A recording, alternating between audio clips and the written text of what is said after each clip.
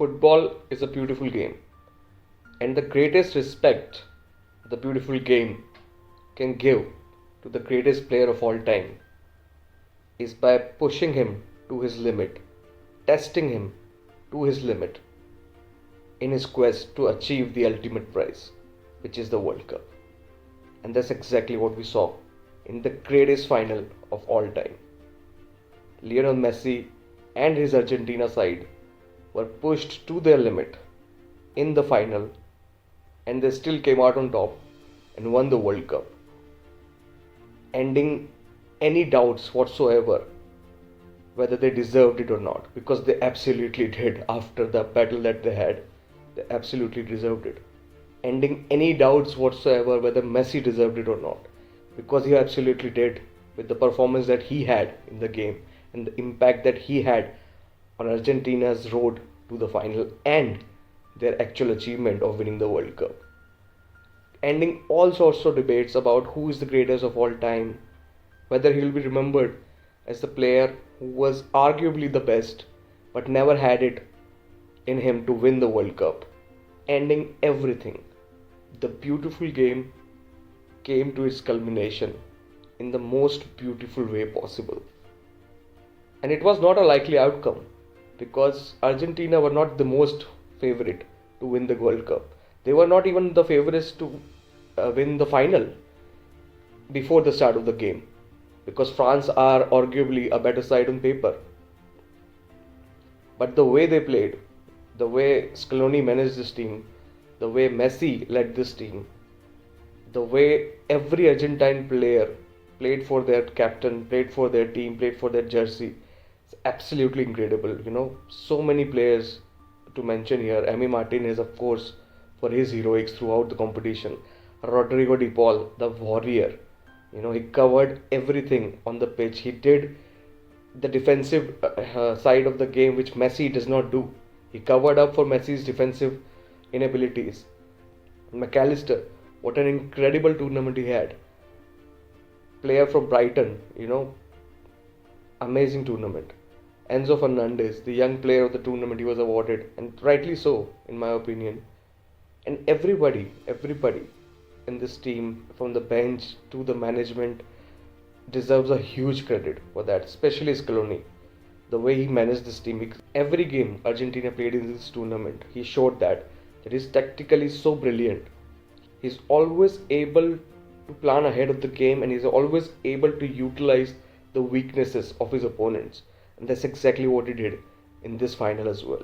Because let's be honest, France did not have any right to be in this contest. Absolutely no right whatsoever to take this game to where it went. Not even to the extra time, and not even to the penalties for that matter. They had absolutely no right, because they got battered in the first half. First half में देखा हमने, France was nowhere to be found. And it's a huge compliment to the opposition manager that Didier Deschamps had to make 2 substitutions in the first half itself, before the end of first half. And that's a credit to the manager, and that's the respect that he's showing the manager, that you have tactically outclassed me, and I have to do something right now if I have any chance to come back into this game. And even after those substitutions, Argentina was still in the command of the game. They were firmly in command of the game until 70 odd minutes. But कहते हैं ना कि थोड़ा सा जल्दी शायद स्कलोनी ने defensive सोचना शुरू कर दिया. Around 70 odd minutes he made the substitution where Di Maria को सब्स्टिट्यूट किया क्यूनिया से.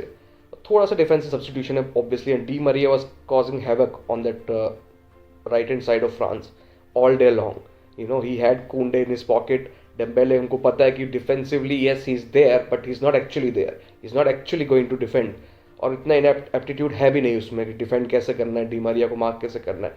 And Di Maria was causing havoc on the pitch all day long. But in the 70th minute, you are thinking, okay, 20 minutes to go, World Cup final है, defensively थोड़ा सा manage करता हूँ, game 20 minutes में will be there. And you can't actually blame him for that. Yes, maybe a little too soon, but you can't actually blame him for making that kind of defensive substitution. But that's where the game changed a little bit, because that's where you saw Kolomwani, the substitution that France made, Kolomwani, Thuram, and Koeman also. And the Koeman substitution also changed the game on its head. That's when you saw all those four players, they're very fast players, and Kamavinga coming to left back in place of Hernandez, who was actually there as a sort of midfielder only, covering the left back position because on the left hand side, Messi, De Paul, and Molina were creating overloads and they were passing that kind of that area, which actually made the French team push towards the left hand side of their defense and leaving a whole lot of space for Angel Di Maria on the right hand side, which Argentina exploited in the game throughout. So after those substitutions, a little bit flow came to the French side, and those four players that I mentioned, Muani, Thuram, Mbappe coming to the center also because he was isolated on the right hand side of Argentina's defense, and he was not able to receive the ball in those areas. So when he shifted centrally, that was the moment where France was able to get a little more offensively, and that's when you saw a mistake from Otamendi, and he has that knack of making mistakes. These kind of mistakes we saw that in Manchester City also. If you've seen Otamendi throughout the years, आपको पता होगा कि Otamendi has that knack of giving these stupid mistakes and giving these stupid penalties. And within 90 seconds, the equalizer came, and what a goal that was from Mbappe.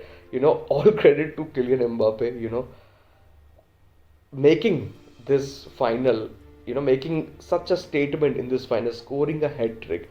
And you have to feel for him because even after scoring a hat trick, you are not able to end up on the winning side. And that is such a shame, not for him, because the French side did not show up for him. And he was almost single-handedly, stubbornly trying to will France into the game. And he almost did. But gods of football had different plans. Messi had different plans. Argentina had different plans. And this had to happen. It was just destined to be. It was just meant to be. Lionel Messi had to win the World Cup. Argentina had to win this World Cup. Because otherwise, this beautiful game would have been cursed in a way if Lionel Messi did not win this.